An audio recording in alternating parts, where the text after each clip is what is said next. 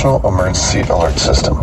This system was developed by broadcast and cable operators in voluntary cooperation with the Federal Emergency Management Agency, the Federal Communications Commission, and local authorities to keep you informed in the event of an emergency. If this had been an actual emergency, an official message would have followed the tone alert you heard at the start of this message. A similar wireless emergency alert test message has been sent out to all cell phones in the nation.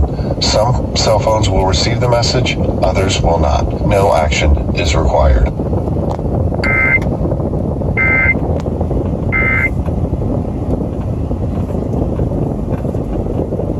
Mix 96.